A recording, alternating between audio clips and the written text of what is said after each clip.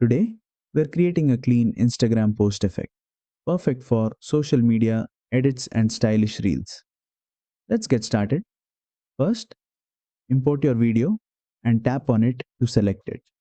Now go down to Effects in the bottom toolbar, tap on Video Effects, and remember in CapCut Mobile, effects apply directly onto your clip, not as a separate layer. Open the Screen tab.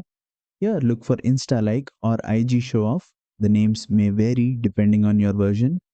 Tap on the one you want, and instantly your video gets that Instagram style post or feed preview frame. To fine tune the effect, tap on it again to open the adjustment sliders. You'll see different sliders depending on the preset, allowing you to change things like color or filter adjustments, changes the tone of the overlay, intensity, how strong the overlay looks, brightness or atmosphere options depending on the version. Adjust these sliders until your Instagram post effect matches the style you want, and that's it.